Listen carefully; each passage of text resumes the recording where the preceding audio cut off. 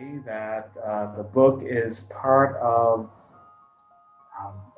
could potentially be part of the process of coming to terms with the big subject of all, which is death. And the last book that I attached my name to, which is the book I wrote, Understanding Life After Death, I approach it one half of it like academically, researching the evidence, and then my own experiences. And this is a book to show other people's experiences and the ones that are, I suppose, our favorites, the ones that really hit home and that people can learn from. And this will, I think, hopefully help especially to alleviate the grief that we feel when loved ones die, as well as the grief that we feel when we think about ourselves dying, which also creates grief. And I want to see people become more free of that so that they can lead happier, more fun, more healthy lives. That's why I do this work, and I think that this book is going to help push that along. Yeah, exactly. You got to accentuate the positive. I feel good. A little bit of feel good goes a long way. You're listening to KAren Swain, teacher of Deliberate Creation, accentuating the positive, showing you a way to a better life. Accentuating the positive, it's not just fad, it's sanity. Who in their right mind would accentuate anything else? If you feel like that's what you want to do.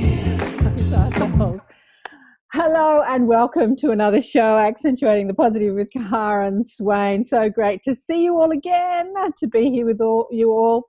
Today I've got Cyrus Kirkpatrick with me on the show, and we're going to talk about the new book that's just been released on Amazon and Kindle.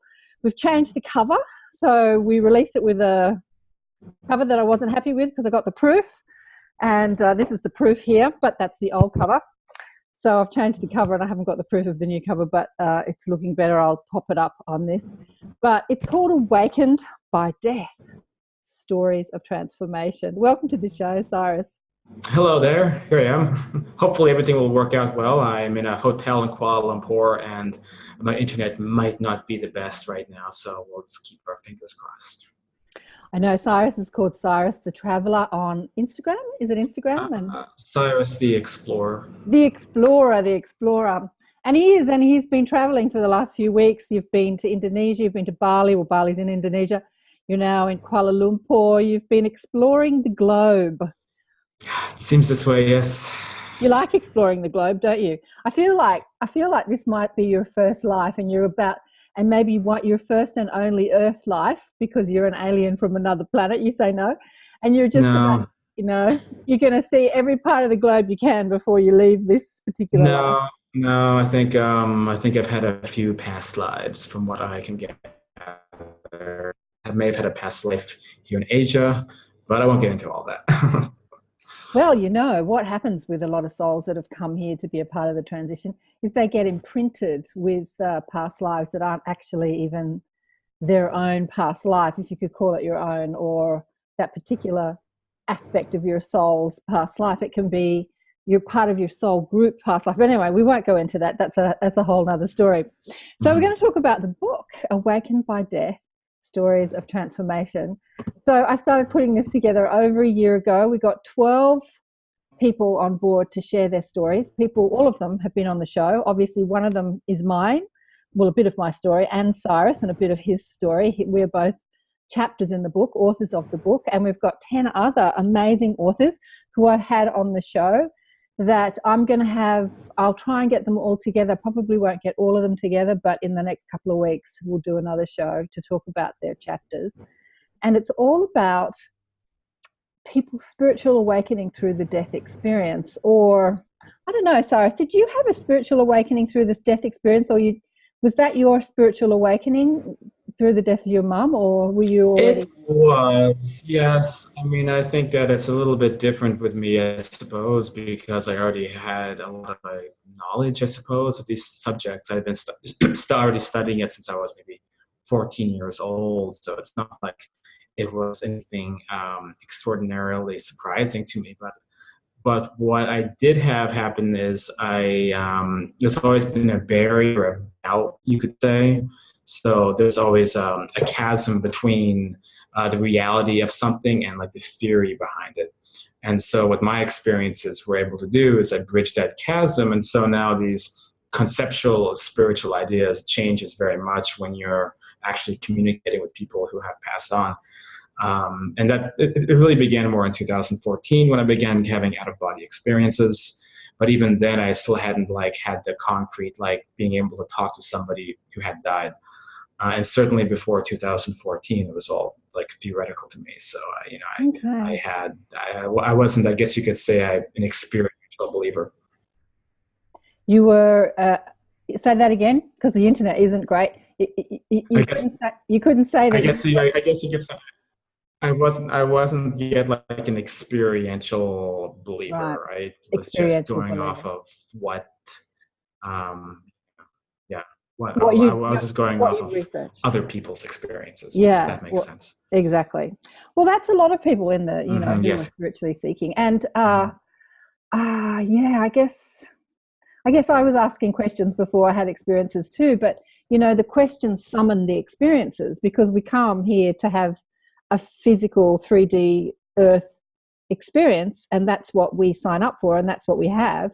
And then we start to awaken. So that awakening could be through questions, or it could be through an experience, or through the death of somebody, which is what the stories are in the book. I think with Sandra Champlain, she was absolutely terrified of death, and she had such an big fear about it that she thought she better investigate it, because she thought, I wonder if there is actually life after death. And so again, her story, her search led her way down the rabbit hole, and now she's got her amazing show, We Don't Die, and her book, and she says a skeptic's investigation to the afterlife. So the questions what woke me up, but the questions summoned the experiences, talking to the dreams. Obviously, in my chapter, it's all about the dreams I had after Mum died. So Cyrus is the editor of the book, and he's put the book together because he's got all those fabulous skills, and he does that for people all the time. So he knows all the stories as much as I do, because he's read all of them and edited all of them. He knows them intimately. And so we start off with my story, because I think I tried to start the book with a kind of more gentle story, just talking about dreams. Dreaming of my mum when I was a kid. Mum came and she said the same thing to me over and over and over again, which is the message of the book. It's the message of Sandra Champlain's show as well. We Don't Die. She just said to me, I'm not dead. And all my friends that died, I dreamt about, or I had experiences with, and they all said the same thing to me. I'm not dead, Karen. I'm not dead. We're not dead. And I'm like, okay. And then we go into a few different people, but obviously your chapter is about your out-of-body experiences with your mum. So obviously your mum transitioned as well, and you saw her on the other side. You saw her in an astral realm. Do you want to talk about that a bit? Yes, sure. And by the way, if the internet connection gets a bit funny, I do have a theory of how I might be able to fix that. So we can put it. Let me just we'll do a quick pause. And what I'm going to do is I'm going to jump on my phone with my 4G. Alrighty, we are back. So I just wanted to go through the chapters in order. The first one's the message, which is the message that all my dead friends gave me, and no grandchild there. And it's the message is, we're not dead. We didn't die. Like Sandra says, we don't die. I'm not dead is the message that all my dead friends gave me. And then the next one obviously is Sandra's chapter, because it's about her investigation. So I like to start people off with a sort of gentle, because it's pretty out there. Some of the stuff in this book is pretty out there, including your chapter. That's why I've got your chapter a bit further down. So if somebody that was grieving was reading this book, maybe because, we're all going to die. So there's plenty of people out there that need to understand what this whole life and death thing is all about. And if you've got friends or family out there that are trying to wrap their heads around death and what it all means, and if they're grieving, then this book and many others would be great. So it's really a spiritual awakening in the book, because it starts off gently and then it gets pretty out there, with way out there. And Cyrus's chapter, Hit by a Truck, is the third one, which is the story of Oh, hit by a truck is Nancy's one. Nancy's one is the third one. Go, yeah, you're right.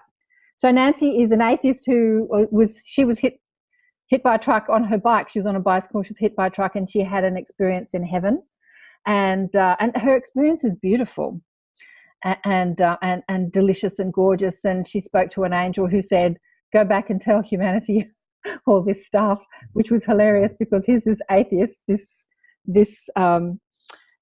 she wasn't an atheist in that she just sort of was like agnostic. She proclaimed that she didn't believe in God and afterlife, and she was a scientist. And so then she died, and the angel said, "Go back and tell people about heaven." And so that was kind of tough for somebody who proclaimed to be an atheist. And The Girl with the Frangipani is Dave Byron's one, which is the fourth one, which is about a man whose daughter was killed in the Bali bombings. And this is the toughest, isn't it? This is a tough chapter, Cyrus. I will say, I mean, one reason I booked Kuta in Bali is because I wanted to go and see the Bali memorial. I wanted to see her name. I wanted to pay like a kind of mental tribute to that whole experience. So that, I almost didn't want to go and stay in Kuta, Bali, but after having read that chapter that affected me so much, it changed my travel itinerary. Oh no, that makes me cry. Oh, that makes me cry.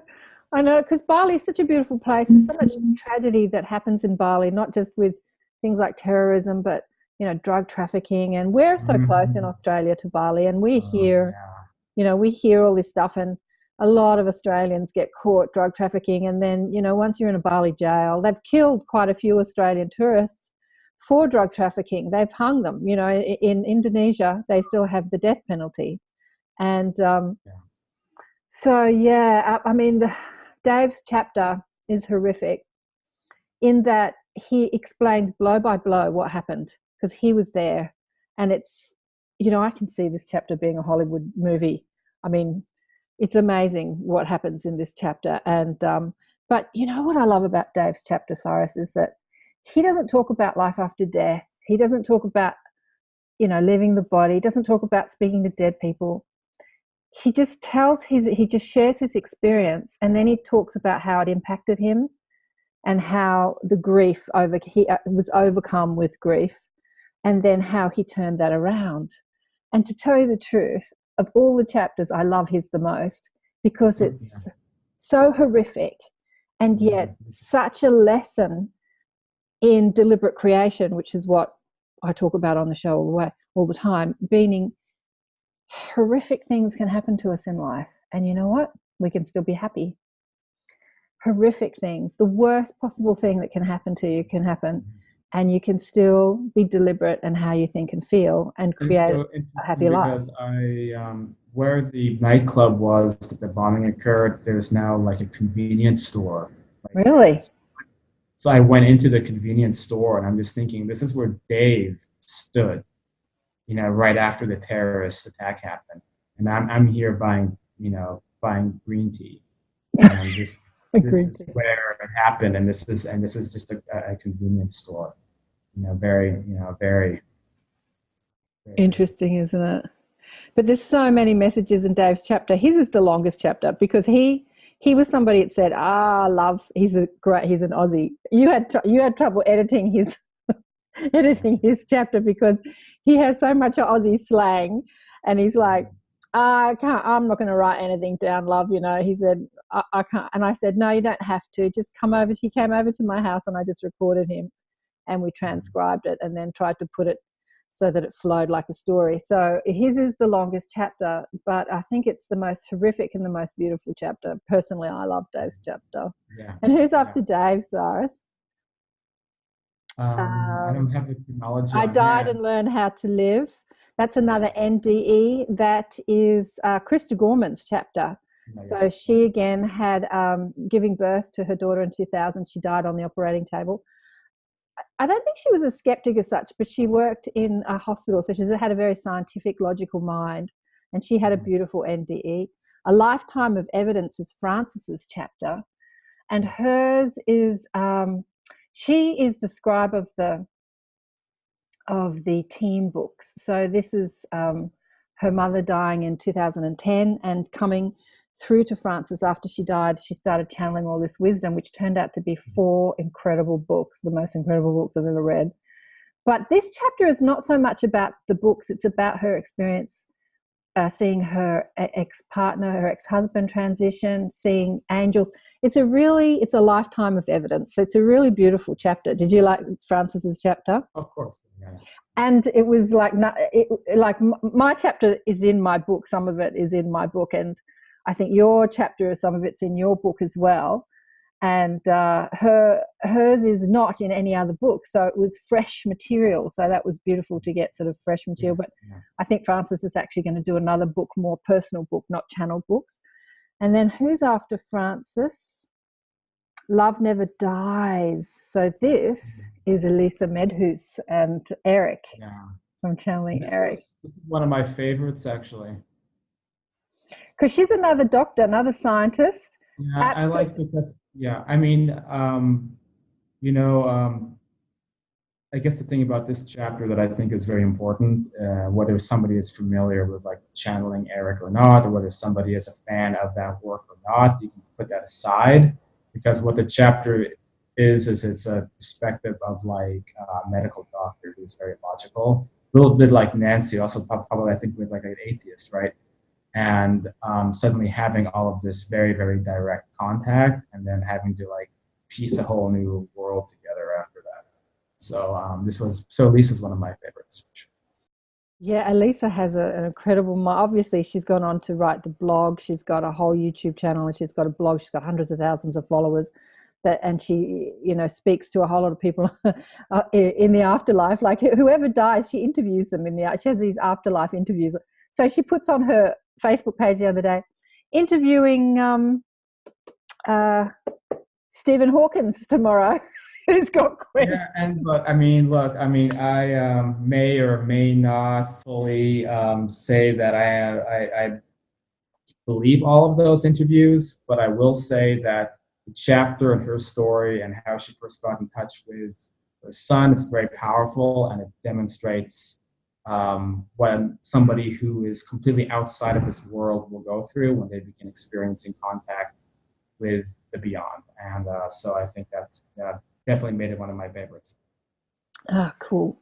And who have we got after her? Talking to the Dead. So Talking to the Dead's Garnet's chapter, which is actually taken directly out of his fourth book. He just released his fourth book where we were just finishing this at the end of last year. And we had all the chapters in, and I just thought, I'd love to put this chapter in the book because it's such a unique experience, isn't it, Cyrus? It's Garnet in his astral body. So he's having an out-of-body experience, and his spirit guide, Albert, takes him across to many different realms and places. I don't even know if you want to call it the other side, because like they say in the Bible. Yeah, that many mentions. Well, I think, that's our own limited terminology. So when we start going to the out-of-body world, and I'm happy that chapter is in the book, so that my chapter is not the only one that deals with that. We begin to go into the world of seeing like the multiverse, and so we are a tiny little civilization, and our universe has billions of civilizations. Exactly. Every civilization in the universe has, of all those billions of civilizations, they all have astral counterparts on the higher density universe, and then that just keeps going and going and going. So even talking about the afterlife as, quote, the other side is just our perspective. And so when we start going to the work of like Garnet or Jürgen Sieber or Bullman, we begin to learn about, or actually Yogananda, who's actually one of my favorite astral Yogananda. But we begin to see that the way the universe really operates. So it's much bigger than just what we might learn, even just from like a single near-death experience, where maybe you go into a light or see a field or in some crystalline city. That sounds really amazing, but you realize even that's very, very, very, very small compared to just how big it all is. So that's definitely makes Garnet's chapter very important. Yeah, exactly. And that's why I put your chapter towards the end, because for somebody waking up to this knowledge, it takes a little it takes a little bit of awareness to digest what you've just said. I mean, because most people think that this is all there is, this life, this what we perceive through our five senses, this earth, this is it, and There's nothing And after you on go. the same note, some people, I suppose, who are just like touching the surface of the afterlife may think that all the afterlife is just like a big sunny field, and that there's, One place. Yeah. that's all of it, or some, or just a light, and then or a tunnel, and then that's all of it. So once you start going deeper into this field, so it unwraps more and more, and it is difficult for some people to fully get to wrap their head around.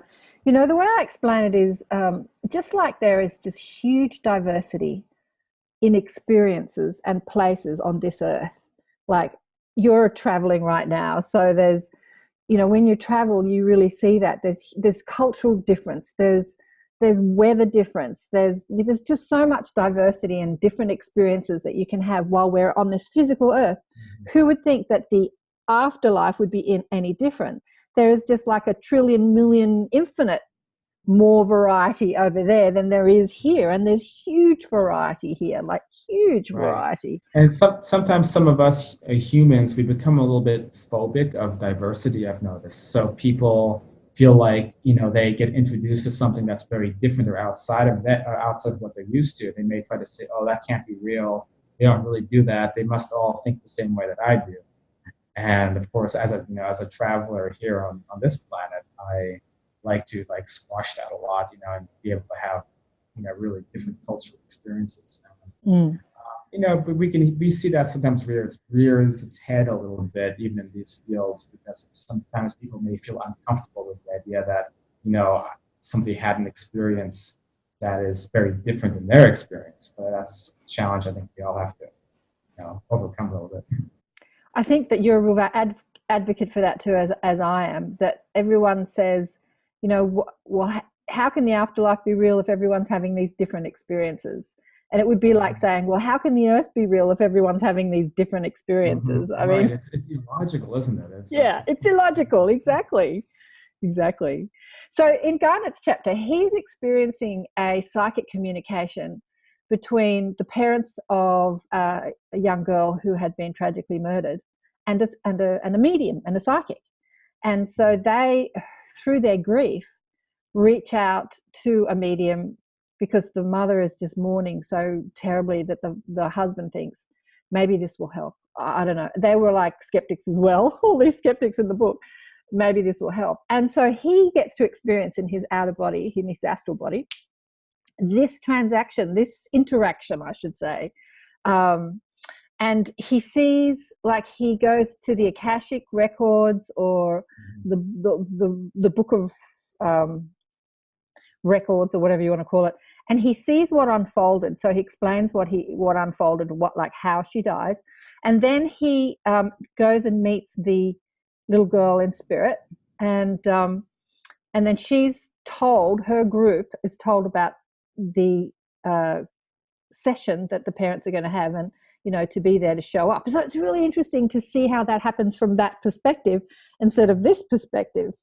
And Elisa, in Elisa's chapter, she's talking about talking to mediums from this perspective, and then contacting the other side, so to speak. But Garnet's the other way around. So I love that. Yeah, we can see it from that perspective. Yeah. And it reminds me a little bit, like, I don't know if any viewers know about like physical mediumship, when you go into like the old spiritualist history, that there was at least one case where somebody's claimed that he could go out of body, like some of us can do, and that he attended like a physical medium seance, and so he actually appeared in the room while he was out of body, like on a train, like on the other side of the planet. Like he was in Europe, I believe, and he went to a seance that was happening in America, and then appeared inside the room to greet all of them. So it kind of reminds me of that a little bit, because you have a chance to see how these things happen from their side. We have very little information about that, unless you go like the old spiritualist kind of stuff. Yeah. And so that was interesting about this chapter. Yeah, so it was beautiful that Ozark Mountain Press allowed us to print that chapter in the book, because it is in Garnet's fourth book, which is called Dance of Eternal Rapture, one of the chapters. And so we put that whole chapter in our book, because I just thought it was just so beautiful to add to the book and the whole story of the book. And I think your chapter, The Second Earth, is after Garnet's. So you speak about your experiences, which we were about to go into before, having these deliberate, I'll call them deliberate out-of-body experiences. I believe personally every single being, not just human being, but being on this planet, has astral experiences when we're sleeping. The difference between you and me is that you can have complete consciousness, awareness of it. Like you're awake. I don't even know how to explain it. When you come back into this physical form, you have remembrance, you have awareness of where you were before. And I've had that sometimes, but I don't seem to have that deliberate, I can't do that deliberately. So I'd love to know how to do that deliberately. It's interesting. I mean, really, it's like almost like a marriage has to occur between like your physical brain and yourself on that side, because your brain has to process all the information. And so most of the time when we have astral experiences, our brain cannot process it. And so we remember like weird dreams, we remember things that don't really quite make sense, because our central processing unit is having a really difficult time trying to get, it's like it's having internet latency, it's having a very difficult time getting the information to that side. But if you can train yourself to stay fully conscious, then you can be on that side as we are right now talking, and then you can warp back into this perspective, and then you can take with you the memory. But sometimes even then, there's practices you have to do to make sure the memory stays intact too, because it's kind of like again, it's like data, and the data becomes corrupted if you wait too long. So you have to wake up, you have to write it all down, you have to make sure it sticks inside your brain, because if you don't, you can start to lose pieces. Well, you see, with Garnet, for instance, the first time I interviewed Garnet, I said, how did you develop this ability to remember? And he said, I didn't, Karen. My spirit guide just organized it, or my soul, or my team, or it just happened, Karen. And I'm like, and I couldn't work that out in my head, because I kept thinking he had to sort of develop this ability. And he goes, no, it just did it. And I have to say, when my best friend died, Kate, who's in my chapter, I had those astral experiences with her, and I didn't develop anything either, but I was given the ability to have full memory when I woke up in the morning, perceiving it as a dream. But as like in my chapter, you'll see that when I am with Kate on the other side, I'm touching her and I'm saying to her, but why can I feel you? Like, you're solid. Why can I feel you? Why can I hug you? Like, why is this happening when I knew that I wasn't in my body? So I was having an out-of-body astral experience with Kate. And yet, at the time that it was happening, I didn't know that I was doing that. I just thought it was a dream. So I didn't develop that either. And yet, I do not have the ability to do that deliberately now.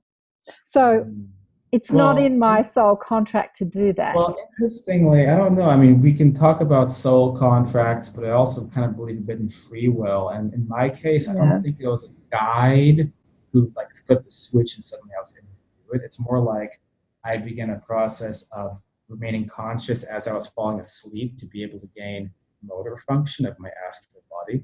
And so, like I said, move my astral limbs a little bit. And then as well as overcoming personal fear of the experience, which was a major hurdle to get across. So there wasn't like a guide who said, okay, now you can do these things, Cyrus. It was more like practicing, and then finally having like a lot of really good projection experience, which maybe was assisted, by somebody, but it was still, because of my own hard work, I guess, that I was able to. Well, your guide would be your higher self or your soul. That would be your guide. We can call that as, yes, that is also, everybody has that as a guide as well. Yeah. I suppose I'm referring to like external, like somebody who's watching over you, external from your own. Yeah, like Albert does with Garnet. Like he literally, Garnet was asleep in bed, or he was lying in bed, and Albert appeared to him as this sort of astral form that he could perceive with his outside eyes. And then he fell asleep, and he said that Albert literally just took his astral form out of his physical body, like whoop. I've had visitors do that as well. Really? I've been contacted before by people aware that I can make contact with that side and who wish to speak to me. Okay. And so when they're skilled at that, they can just come in and just pull me up out of my body. And then it's oftentimes a much better experience because it's more controlled and I can stay in that state for longer. And I suppose I would call these like facilitated out-of-body experiences. And I've had numerous incidences like that, and usually it's somebody who just wants to have a chat. Oh, it's amazing. But you know what I love about your chapter? We've called it Second Earth, and it is like this astral Earth. And we've had these long debates online about whether the astral Earth is creating the physical Earth, or where the physical Earth is creating the astral Earth. And what they're telling me right now as I'm saying that is it's both. It's not either or. So we're creating in an astral body, we're creating a physical manifestation. And then because of free will and desire and intention, we're also creating an astral experience from a physical perspective, from our like desires and wants and imagination. And and then it affects physiology, and that side is not physiology but physics. So like the very thoughts are creating the physical systems that are the same as here, in the sense that gravity, or you pick something up and it drops, or if you freeze water it becomes ice. Like these are all very, very complex systems that keeps a tangible universe structured. And it's a vast, very complex design about how all that works together. And the intention is actually creating that whole program again on that side. A little bit like the film The Matrix. I'm sure you've seen that.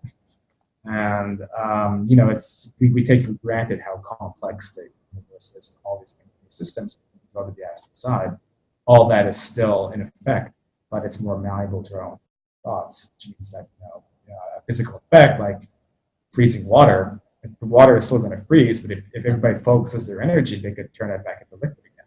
So all the physical systems are still in place, but now it's being more controlled by the players in that program, if that makes sense. What fascinates me about your chapter is the experiences that people have in wanting to recreate a physical experience and have that quality of physicalness that they have on the in the astral body. Like, for instance, you say there's that a bar which is called a fight club. So people go and punch each other because they enjoyed it. They enjoyed having this, fights, like wrestling, like punching. And something Eric said in his book, in the Channeling Eric book, when I think Elisa said, "What do you miss about being physical?" And he said this. He said, "You don't stop. When you're non-physical, you can't experience that sort of density of stop. You put your hands together and they go through each other, because you're non-physical, and there's no stop." And so it was interesting reading your chapter where you've got these guys wanting to fight. So they want to experience that sort of blow of being hit and that sort of feeling, that dense sensation. And yet, because Eric is in a less dense environment, and for whatever reason, that is where he has, positioned himself. It's a bit odd to think that, he can't move from there into a more dense astral environment, but for whatever reason, like, he has positioned himself in that environment, and that's where he is, and then there's certain downsides to that.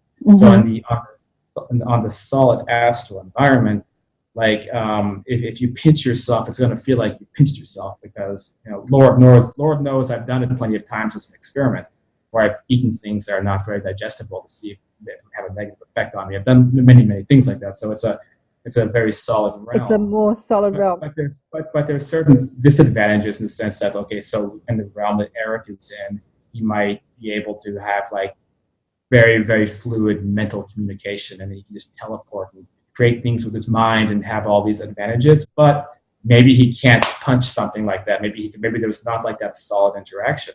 So that's a little bit of a disadvantage. So this comes down to a very important point, because it depends on what type of realm you want to go to. So if you really want a very fluid realm, then a lot of people go into Eric's type of environment. But a lot of people, probably more people than not, go into these astral earth environments that are still, solid as where we are right now. So a lot of it comes down to what is in your soul, what is your preference, what type of place you want to be. It's a bit like choosing to go traveling. It's like, where do I want to go? It's like, where do I choose to go? What do I want to experience next? And this is what people don't realize about afterlife, is that there is that choice.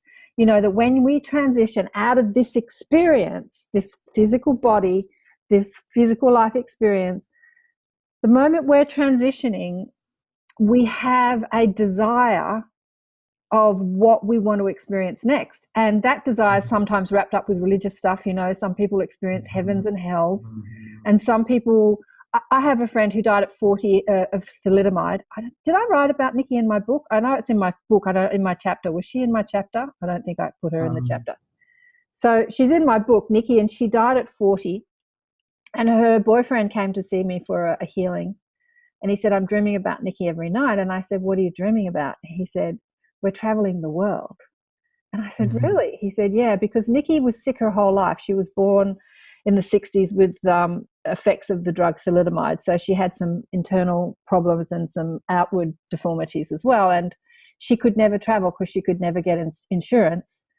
And she was bound to get sick because she got sick all the time. So she never traveled anywhere. And her greatest desire in this life was to see the world. And so when she died at 40, she did. She went to second earth. And her boyfriend, who was still in his physical body, would join her at night in his astral body, and they were traveling the world second. Yeah. Yeah. So you can fulfill desires if you choose, if you want, when you transition out of this body that you never fulfilled in your physical form. I think the most important thing for people to remember is that, like you said, there is that choice and there is that diversity, like we mentioned this earlier, because a lot of people, they go into the afterlife area and then they read like a couple of accounts, they think that's all there is. So I've had debates with people from like the channeling era community to say, hey, Cyrus, your opinions or your experiences, they don't seem valid to me because the afterlife is a non-physical place. So if you said you're at a sports bar and people were practicing MMA sports on each other, that must be some kind of weird dream. It can't be real because the afterlife is the way that I read about it. Yep. And people have to resist this idea because sometimes people from the afterlife, they report just their own experiences and they're fallible sometimes, just like we are. They may only have had these experiences. They may only know about those types of experiences. Exactly. Other places. So they may report, it's like, well, from what I can tell, the afterlife is only this way, this way, this way. Exactly. And I've also had the flip side happen. People say, the afterlife, oh no, it's just like the earth and it's miserable, and then it's like, you have the, again, it's not like that. So that's probably the biggest thing I struggle with in this field is that people get these singular ideas about where the afterlife is. You know what? That's something I struggle with this field called Earth. This field called Mother Earth, called planet Earth, is that people get so singular in their ideas. They grab onto a thing like religion and they say, I'm right and you're wrong. That's the biggest thing. It's like, I had Swami in the Inner Sanctum. So the Inner Sanctum is the little webinars I do monthly, and I invite a guest teacher. Actually, I should invite you on this year. I didn't even think about that, but I know my little tribe would love to meet you and hear your stuff. Oh, I just thought about that because I've been thinking about who to put on next. And he said, the tyranny of awe and the genius of and. It was a quote that he said, and that is just, I love that. The tyranny of awe, is it this or that? Like, is Eric right or is Cyrus right? And the genius of and. How about Eric's right and Cyrus is right? I want to tell you, because Eric's here, when we were talking about him before, he always shows up when you talk about him, always. He said, I can experience those astral experiences that you have, Cyrus, but I have to lower my vibe. I have to, how did you say it? I have to create a denser experience. I have to change the frequency of my vibration and create a, like you do when you come into a physical light. You have to, dumb down's not the right word, is it? No, I know exactly what it means. Change the frequency and come into, and he also said, when you were talking before about that, he said, that's what I do when I'm flickering lights and moving things around and pranking people. He said, in order to affect change in this physical environment, he said, electricity is easy because it's a higher frequency. but to like move physical objects, he has to change his energy, the way he flows his energy. Yeah. Because on this in the Earth plane, it's lower than the astral Earth plane. It's so denser. I won't say lower. Let's denser, thicker. You have to go even down, even thicker. That's really difficult. It wouldn't be as difficult for him to go to the astral Earth plane, but it's difficult because his mind has probably created a pure energy body, so he'd have to like rewire himself to try to go back into like a physical astral body. But if it's something that he desires to do, I mean, the astral Earth, I mean, it just, to me, it's such a fun place because all the diversity and cultures and kind of hecticness about this life, but in like more like a positive environment. So everyone's having fun and everyone's always partying. People are working jobs because they like the jobs, they love the jobs. It's all the cultures. It's like you can go to Japan or South America or anywhere you can imagine. You know, they have those. They have it. It's like second Earth, as you say. As an example, you could go to a place like Italy and imagine attending a lecture by a Roman emperor who passed away on this planet 2,000 years ago. One time, I was actually in the second Earth in North Korea. Mm-hmm. I attended a lecture by Kim Jong-il, who passed away. You know, his son took over. That gives you an example of the kind of stuff that goes on over there. And I do encourage people to check it out. I mean, I feel like Eric should check it out. Not because sometimes people think, oh, it must be grimy and nasty. I don't want to go to the astral second Earth. It's too much like Earth. But no, I suggest people to give it a chance. He's saying, don't you worry, Cyrus. I've checked it out. I've checked everything out. He says, do you think I haven't checked it out? He said, I've done all of it. He's a very fair enough inquisitive soul. Curious. Better word? Yeah, that'll do. He said he's checked that out. He's checked it all out. He loves it. Yeah, he's curious. He's like what, Cyrus the Adventurer? What do you call yourself? Cyrus the... On Instagram, Cyrus _ the Explorer. He said, it's like you. He said, you can call me Eric the Explorer, he said. Okay, fair enough, Eric. Okay, but Eric is very active. I'm sorry, go on. Eric is I love Eric when he comes in. He's got such a joyous energy. But anyway, so in your astral adventures, you know, these people that enjoy a good punch up, so they can experience the blow of being hit, but they don't necessarily experience pain like we do in this Earth. Your mind has more control over it. Okay, so your mind has more control. So you're not submissive to the pain. I don't want to say you don't experience pain because I have experienced pain. Yeah. That's been self-inflicted. Right. And people also on that side, they will avoid pain. You won't see somebody like, you know, purposely walking into a spike because it's, you know, the body is a bit of a replication. Yeah. But you're no longer subservient to those external effects. Okay. So like if you're practicing MMA, it's not like your knee is going to give out and you have to have surgery or something like that. Okay.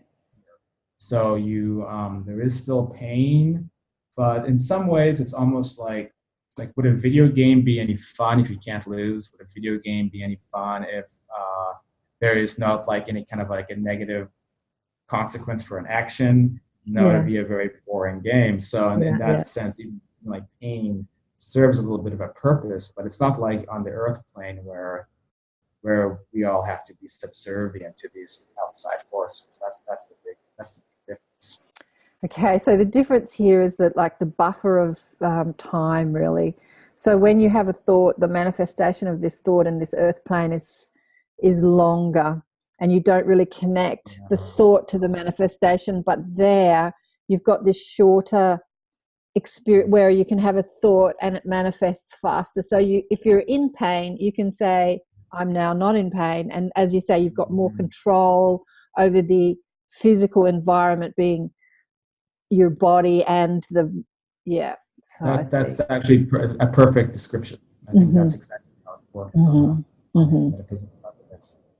Yeah. It's still not instant, but it's quicker. It's not instant. Now, the higher up you go, the more instantaneous it becomes. You go to like a mental plane. Everything you think is coming as you imagine it. Exactly. You know, it's just like preferences. I don't really have much interest in that at this point of time. I think there may be a time when I will want to in projecting into those types of realms. But Mm-hmm. I like the adventure that comes with kind of the astral plane more. But when I think about being able to just manifest everything inside my mind as it comes, I think, oh boy, there's all kinds of stuff in there. I don't want everybody to see whatever's in my mind. Let's just hold up a little bit. Let's just stay down here. And then we'll think about that later. So as we're shifting, anyway, that's another subject. Let's finish the book. But as we're shifting, in frequency and density on this earth to a fourth and fifth dimension, we're becoming more astral-like, really. Mm-hmm. Yeah. Okay, so who's after you? So your chapter's called I Choose Love. I can't even remember whose chapter that is. Hang on. Okay, I don't have my notes next to me either. I am limited. That's Scarlet's. That's Scarlet's.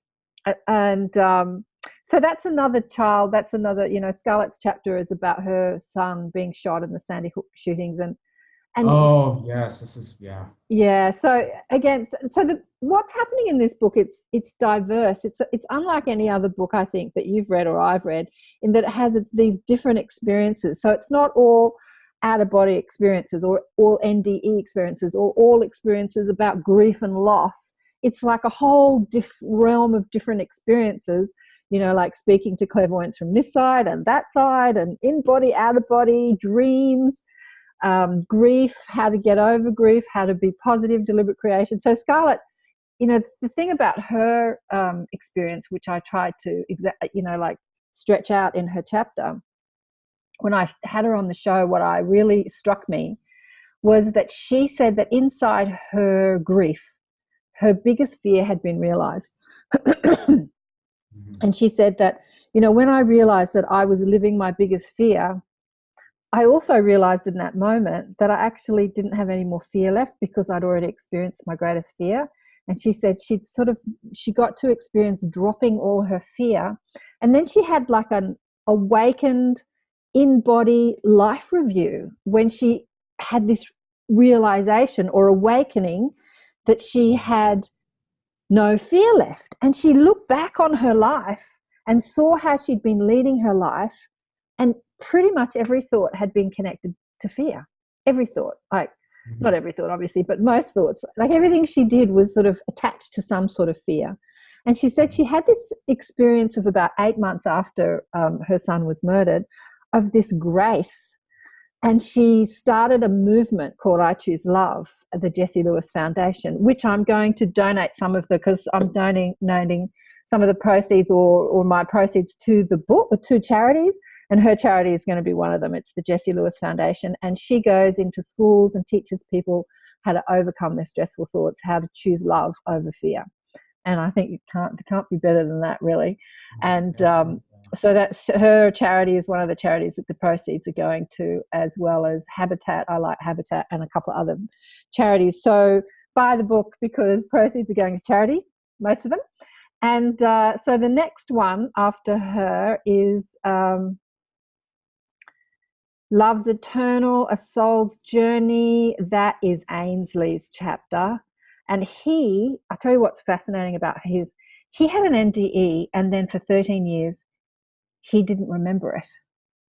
And when he started his awakening journey, he was a policeman. I think he still is a policeman. He started to remember his NDE. So that I found that was fascinating. It wasn't like he came back with all the knowledge like the other NDEs in the book. He came back with complete amnesia, like you do when we wake up in the morning and you can't remember a dream. And then it started to gradually come back to him over his life. And when he had more memory of it, it profoundly changed his life. And that's a beautiful story too. So that's another sort of difference to his story, in that he didn't come back and try to navigate his life with this new knowledge like Nancy did, or who else had an NDE? Oh, the last chapter is Yvonne's chapter, Heaven is Empty. I called it Heaven is Empty, which is only a small part of but her NDE was expansive and extensive, and she gives a lot of advice in her chapter about what to do, what to eat. So this is her advice, not my advice or Cyrus's advice. And it's pretty out there. So I left her chapter to last because, it's pretty out there and extensive.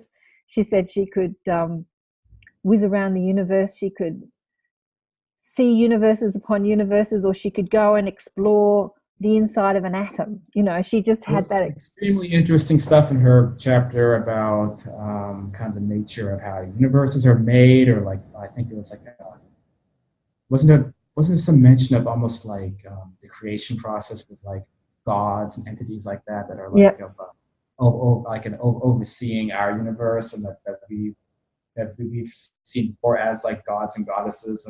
Very interesting stuff. I think it's something that's it's very different than a lot of like NDE stories that you read about, which is actually why I like Yvonne's chapter. Yeah, it is different. And she had never written anything. Look, a lot of the people had never written anything. Some of them, like Cyrus and myself, had had books. Obviously Garnet had books, but some of them had never written anything. So she's actually working, her and Ainsley and a few others are working on, putting their story into a bigger book. But this is a chance for them to get their stories down, to write something down, to have it printed, to have it in a book. And then you can go on to sort of create a bigger book, like a whole book about your experience. So for budding authors out there, or people that have amazing experiences that they want to share with the world, awakening experiences, spiritual awakening experiences, maybe you'd like to be in the next, books are coming up in the series. The next one I'm going to do is just about spiritual awakening. It's not sort of themed around death so much. It's about any way people experienced a spiritual awakening, which could be an NDE or an out-of-body experience. It could be through the death experience. But I did the first one around death because on my show, of all the shows that have had the most views, it's the ones that people talk about death. It's the people that talk about NDEs, especially, Atheist Goes to Heaven. I think Nancy's had the most views on my show, Atheist Goes to Heaven. A lot of people Googling what happens when you die and is there heaven? And, I'm a Catholic, or I'm, religious, and I believe there's heaven. So therefore I want proof about that. So, sometimes we have to use the terminology like heaven to be able to get people's attention. Exactly. I think they really call themselves as being in heaven per se, but sometimes we have to use that terminology. Yeah. Anything that's not the physical life experience they call heaven. But, in Yvonne's chapter, which is the last chapter in the book, she talks about how people, like we spoke about, go to these heavens that they expect to go to. And yeah, they're called hollow heavens. And there's many accounts of this. Jürgen, the great out-of-body explorer, I recommend everybody to check out The Multidimensional Man. He's seen these places firsthand. A lot of other near-death experiences where people have shown these hollow heavens. It is controversial. Not many people want to talk about this in their books even, because it's saying, hey, if you have these strict religious beliefs, you may end up in an impersonation of the heaven that you think that you're going to. So it is quite controversial, but it's one of those things that is so consistent. Guides all the time show people, hey, look what happened to Billy here, who had very, very, very strict fundamentalist beliefs, and now he is in his version of the heaven he wants to be in, and it's maybe not quite what we would see as like an objectively happy and nice place to be. It's very controversial. So. Well, Yvonne just said that people that go there are just bored, because we had a real laugh about this on the show. I called the show Heaven is Empty because I just thought it was hilarious. Because she said that, she thinks that who's ever died, they've gone to heaven, so it's going to be full. So they go to a heaven of their belief, and there's angels, and they might see Jesus and angels and harps playing and God sitting on a throne or whatever they experience. But they're actually alone. There's like no one there. And that's why I call it Heaven is Empty.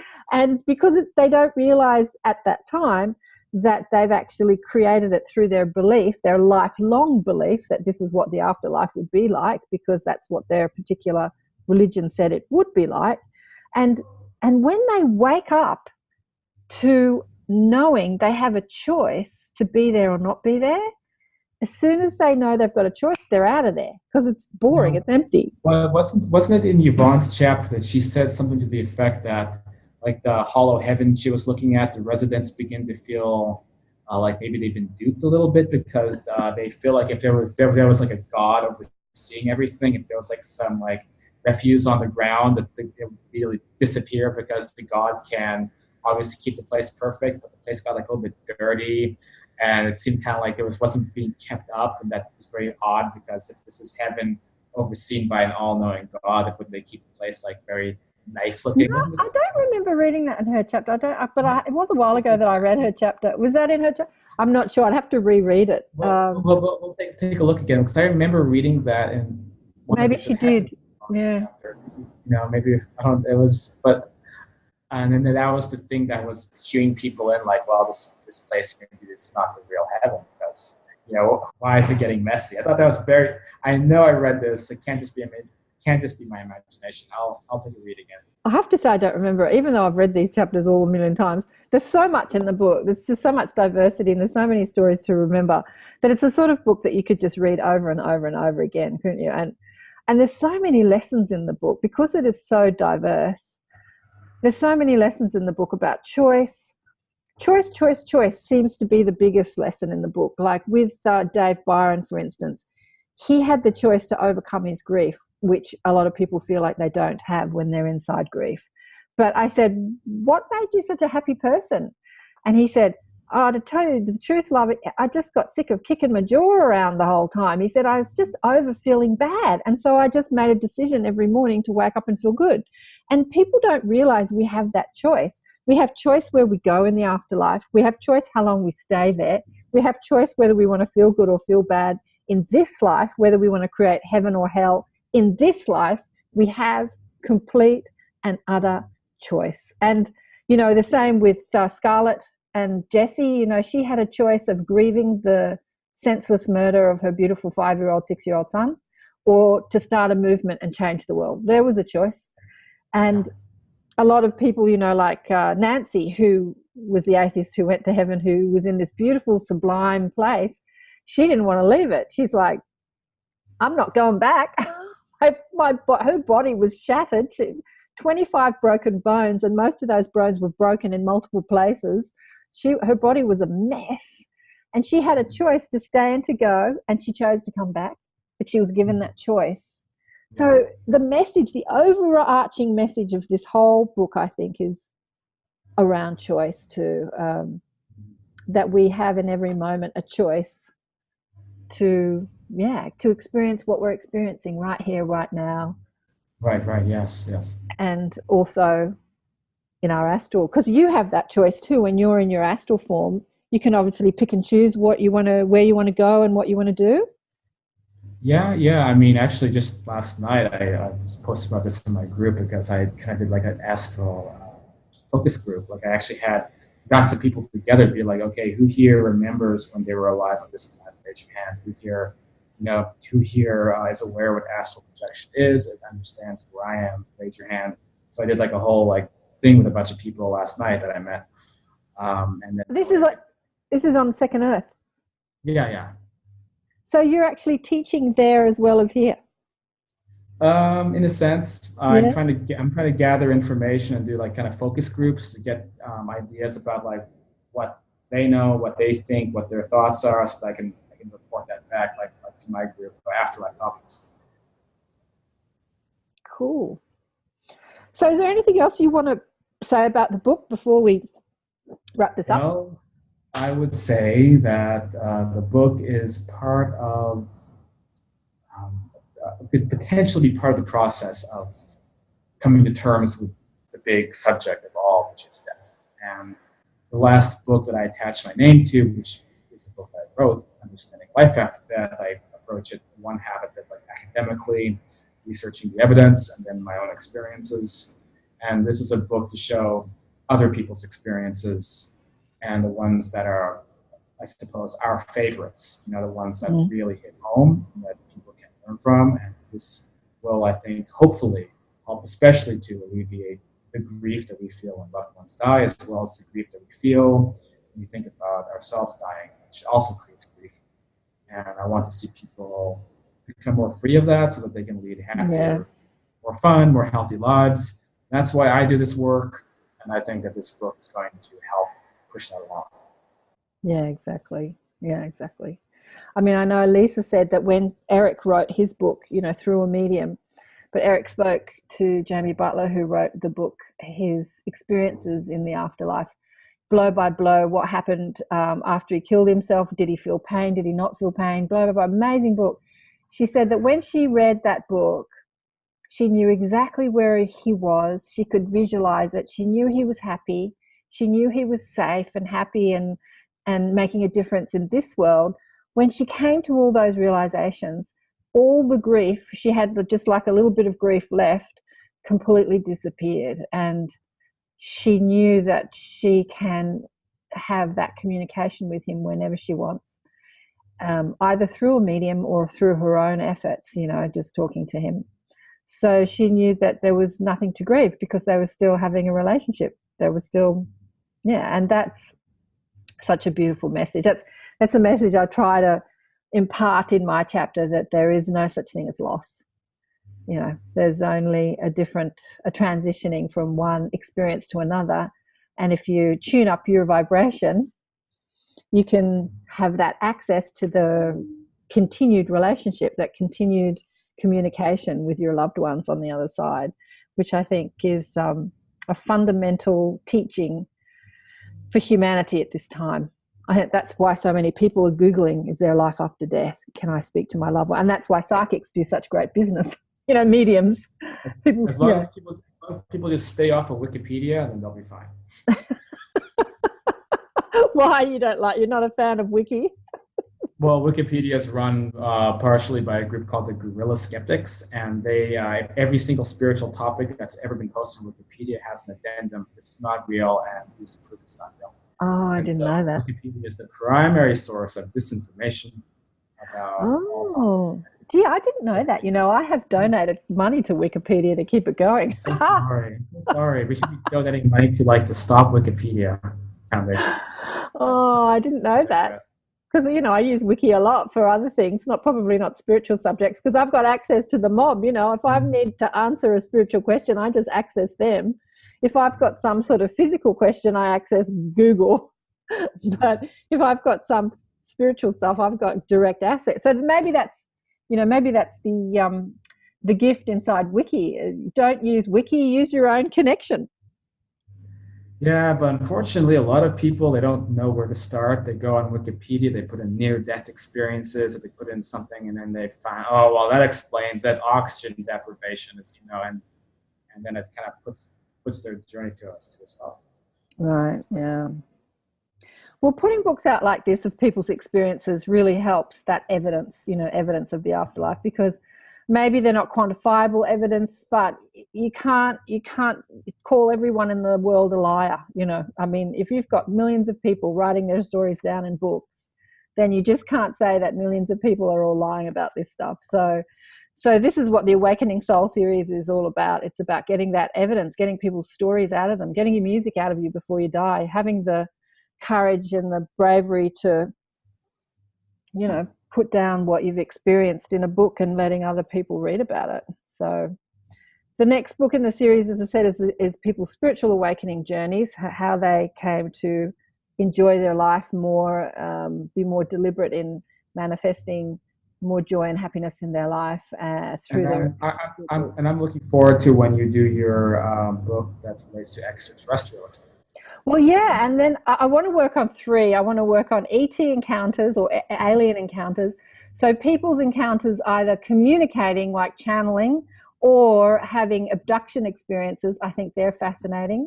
I'm speaking to Donna Lynn, who has had amazing abduction experiences and communications with her ET mob in April.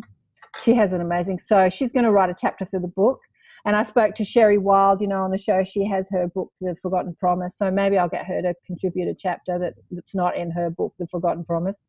And I love those experiences. I've had plenty of communication. I don't think I'll write a chapter in that book because I'm no expert in that area, but I chat to extra dimensionals all the time.